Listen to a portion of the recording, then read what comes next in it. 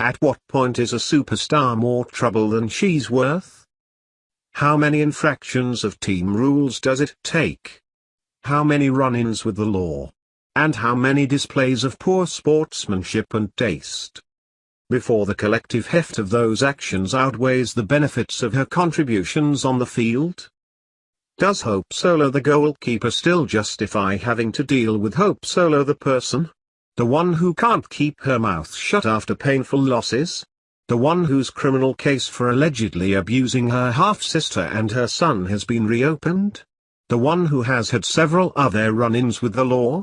The one who has brought more negative attention to the United States women's national team than every other player in its long and laureled history combined? Those are the questions US soccer must have grappled with before deciding that Solo no longer justified the bother of having Solo on the team.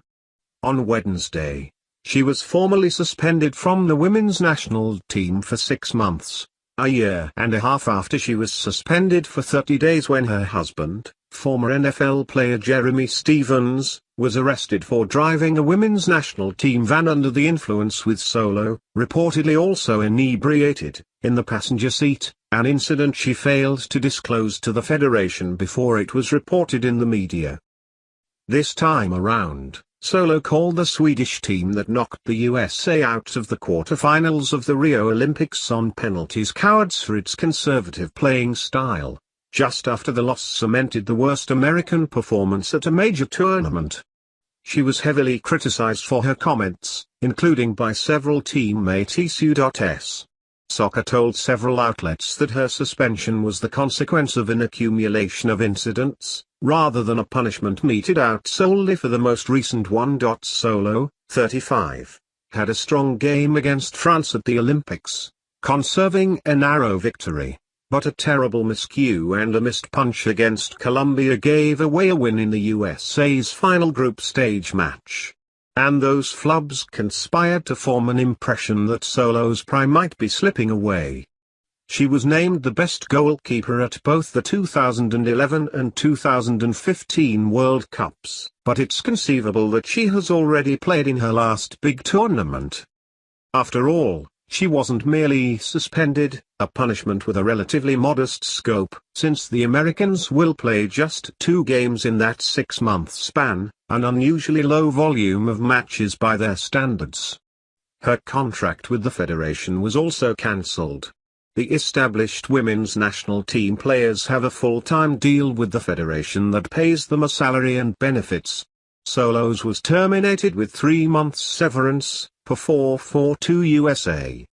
It has been widely reported that her contract with the Seattle Reign of the National Women's Soccer League remains in force, even though it is tied into her USSF deal. The U.S. Women's National Team's Players Association lawyer has said that he will file a grievance on Solo's behalf.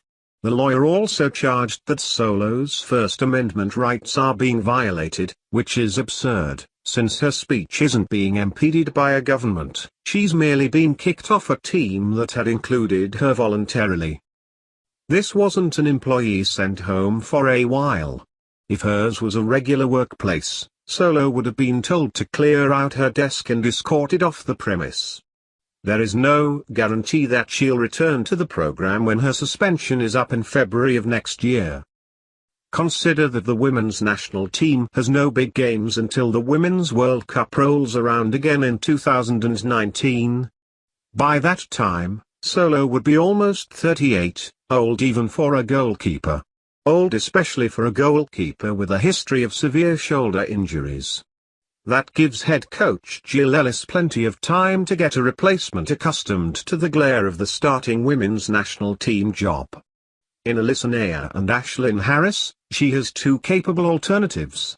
And while neither is Solo's equal, the drop-off isn't enormous, especially if there's an eagerness to construct a Solo-less team.